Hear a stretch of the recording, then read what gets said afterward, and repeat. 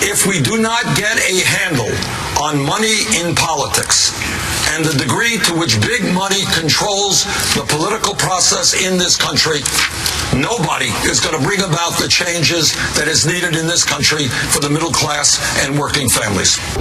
Researchers at Princeton University looked at more than 20 years worth of data to answer a pretty simple question. Does the government represent the people? Now, this is what they found. This axis here represents public support for any given idea. On the left at 0% are ideas that not a single American wants. On the right at 100% are ideas that everyone supports. This axis represents the likelihood of Congress passing a law that reflects any of these ideas, from a 0 to a 100% chance. On this graph, an ideal republic would look like this. If 50% of the public supports an idea, there's a 50% chance of it becoming law. If 80% of us support something, there's an 80% chance. You get the idea. Now, most Americans would probably agree that, with a few exceptions, we should be as close to this ideal as possible. Unfortunately, the way America actually works doesn't even come close. Take an idea that nobody supports, literally nobody, and it has about a 30% chance of becoming federal law. Now, take an incredibly popular idea, the most popular idea this country has ever seen, and there's also about a 30% chance of it becoming law. That is not what democracy is about. This means that the number of American voters for or against any idea has no impact on the likelihood that Congress will make it law. Put another way, and I'm just going to quote the Princeton study directly here, the preferences of the average American appear to have only a minuscule, near zero, statistically non-significant impact upon public policy.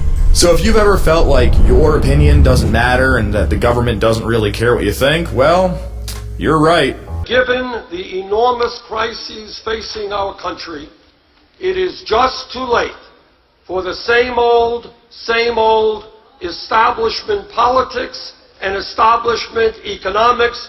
The people want real change. But there's a catch. This flat line only accounts for the bottom 90% of income earners in America. Economic elites, business interests, people who can afford lobbyists, Millionaires and billionaires. Millionaires and billionaires. Millionaires and billionaires. they get their own line. Look at how much closer their line is to the ideal. What the American people are saying, and by the way, I hear this not just from progressives, but from conservatives and from moderates, is that we can no longer continue to have a campaign finance system in which Wall Street and the billionaire class are able to buy elections. When they want something, the government is much more likely to do it. And when they don't, they have the power to completely block it from happening, no matter how much the rest of the country supports it. That is what oligarchy is about. Goldman Sachs recently fined $5 billion. Goldman Sachs has given this country 2 secretaries of Treasury, one on the Republicans, one on the Democrats. Say it. Folks, to say the fox is guarding the hen house, to say that the Nazis are running the Nuremberg trials, to say that the candy man is the dentist,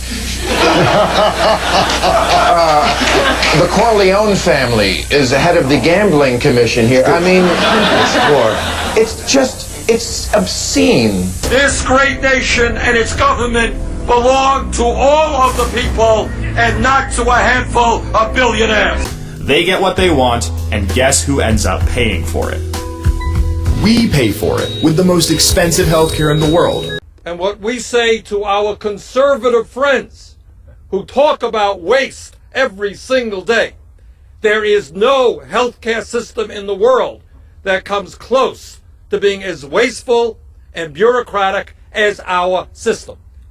Why are we spending 30% of every healthcare dollar on administration and bureaucracy? We should be putting that money into doctors, into nurses, into disease prevention, into keeping our people healthy. So to our conservative friends, if you want to stop wasting money, let's pass the cost-effective way to provide universal health care to all of our people, and that is through a single-payer system. We pay for it with a tax code that's a complete mess. They want us to end these absurd loopholes that billionaires and corporations are enjoying. 1 out of 4 corporations doesn't pay a nickel in taxes.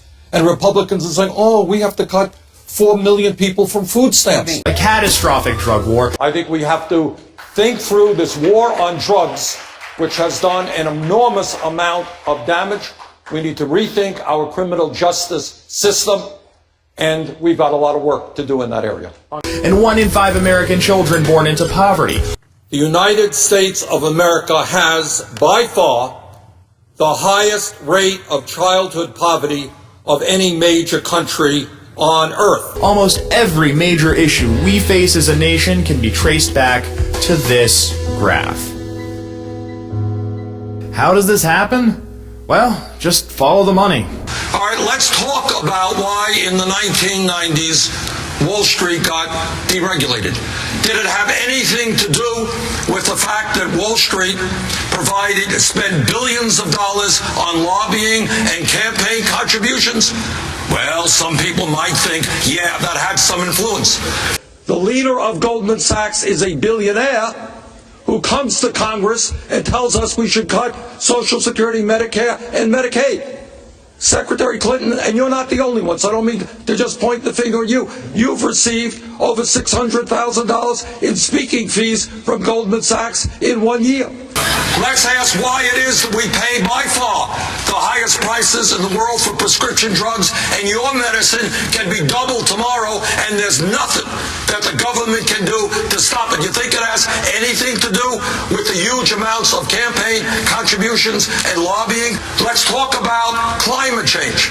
Do you think there is a reason why not one Republican has the guts to recognize that climate change is real and that we need to transform our energy system? Do you think it has anything to do with the Koch brothers and ExxonMobil pouring huge amounts of money into the political system? That is what goes on in America.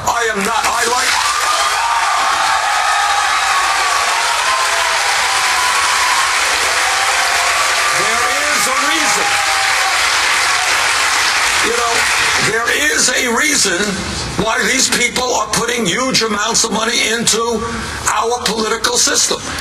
And in my view, it is undermining American democracy, and it is allowing Congress to represent wealthy campaign contributors and not the working families of this country.